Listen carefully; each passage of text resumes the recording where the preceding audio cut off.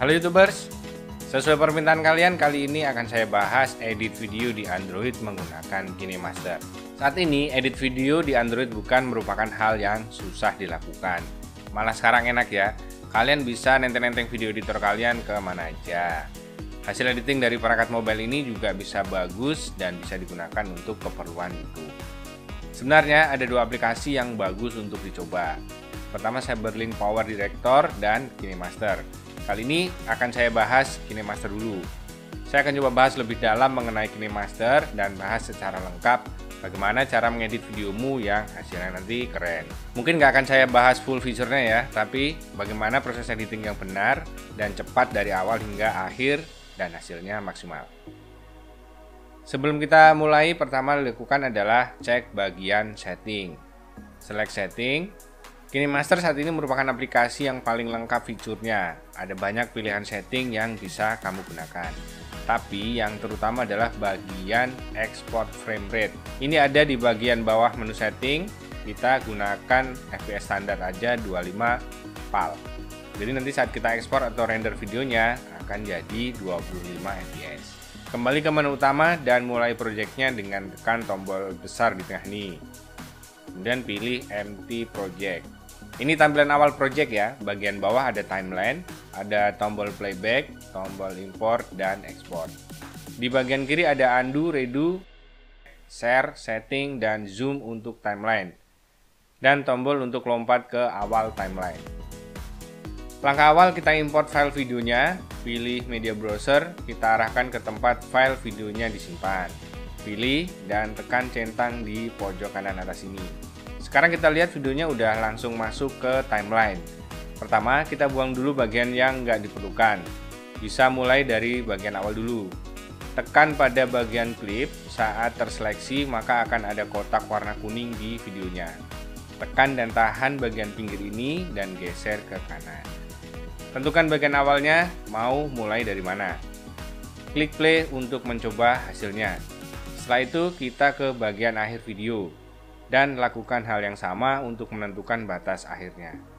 Setelah itu kita urusin bagian tengah. Hilangkan bagian yang nggak perlu, misalnya saat salah ngomong atau pengulangan saat syuting. Saya contohkan di sini ya. Klik videonya, kemudian klik gambar gunting. Ada banyak pilihan untuk fungsi trim ini. Ada yang langsung trim dan hilangkan bagian kiri, bagian kanan, dan sebagainya. Ini akan menghemat waktu saat kita mempunyai project video yang kompleks. Di proses ini, pilih bagian Split Add Play Ahead untuk memotong menjadi dua. Kita geser file videonya sampai batas potong selanjutnya, dan tekan lagi Split Add Playhead. Sekarang seperti terlihat ada 3 klip ya. Kita pilih bagian yang tidak terpakai, dan tekan tombol delete di samping ini. Jika terjadi kesalahan, kita bisa gunakan tombol undo untuk membatalkan. Kita juga bisa menggeser klip ini untuk membuang bagian yang tidak diperlukan, misalnya seperti ini. Di bagian timeline ini kita bisa zoom in skalanya dengan pinch atau kita cubit, kita geser ke kiri kanan dan sebagainya. Kita juga dapat memindahkan klip kemanapun di timeline, misalnya seperti ini.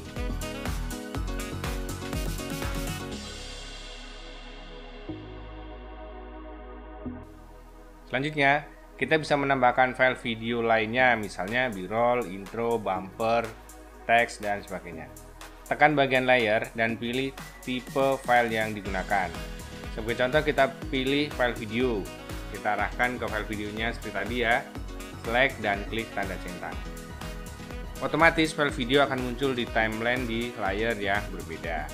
Di sini kita bisa mengatur file videonya, mengecilkan, merotate, dan sebagainya. Sebagai contoh, saya akan membuat full screen. Untuk mengatur durasinya sama seperti tadi.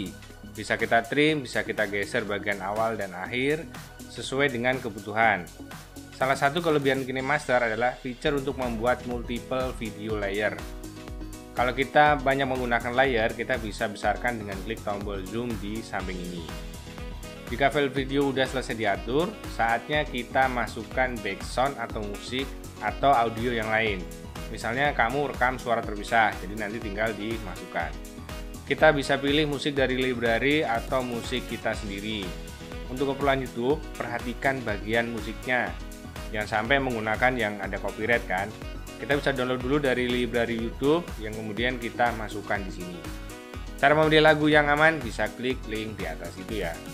Untuk musik dari library mungkin bisa nggak kena copyright, tapi biar aman kita gunakan musik dari YouTube aja. Pilih lagunya, klik tanda plus dan kemudian tekan centang. Audio akan masuk ke timeline. Selanjutnya kita sesuaikan posisinya sesuai keinginan. Kita bisa juga trim atau buang bagian pinggir seperti file video tadi.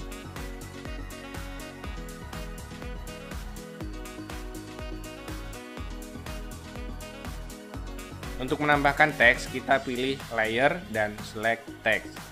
Ketik teksnya dan tekan OK. Kita bisa sesuaikan ukuran dan posisinya. Saat teks ini di select, kita bisa tambahkan animasinya untuk in dan out-nya, misalnya seperti ini.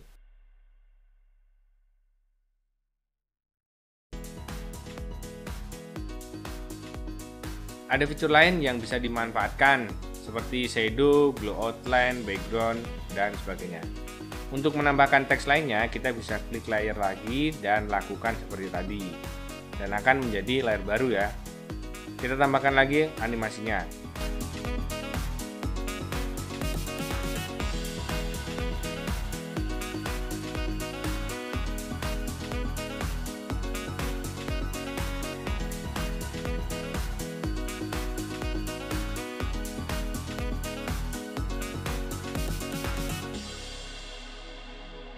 Untuk menambahkan transisi, kita pilih kotak kecil di antara klip ini. Nanti akan muncul panel transisi. Nah, ini pilih yang kalian mau. Kita bisa atur durasinya dengan menggesernya seperti ini. Selanjutnya, kita atur bagian volumenya. Kita pilih video utama dulu. Kita pilih tombol volume. Bagian kiri ada volume utama, bagian kanan ada suara background. Misalnya ada noise dan sebagainya. Yang penting adalah volume video utama. Kita biarkan aja bagian yang sebelah kanan ini ya. Selanjutnya bagian musik. Klik select dan tekan tombol volume. Kita bisa turunkan volumenya seperti ini.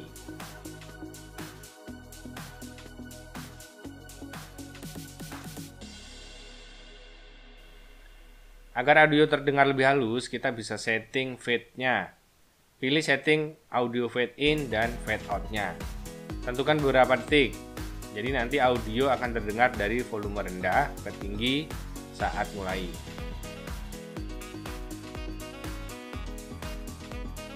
Untuk video fade in dan fade out akan perlahan dari gelap ke terang dan sebagainya. Paham ya?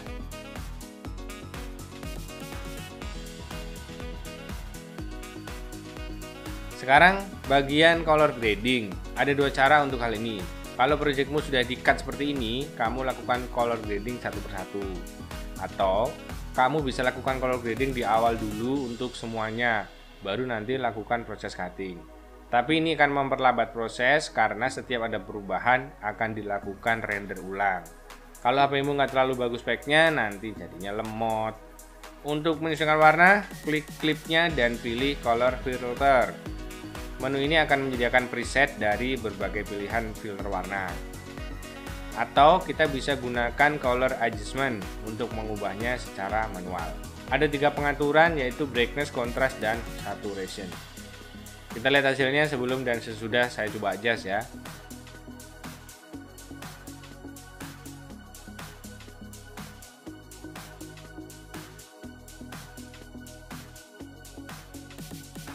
Setelah selesai, kita ekspor menjadi file video.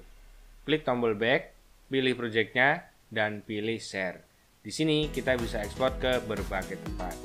Untuk menjadi file video, kita pilih ini. Tunggu sampai render selesai dan kita sudah punya file video hasil editan. Workflow tadi cara tercepat untuk edit video menggunakan HP. Kamu bisa mengembangkan lebih banyak lagi kreativitas dengan dasar langkah-langkah tadi. Oke? Kalau ada pertanyaan isi di komentar, kita bahas di situ.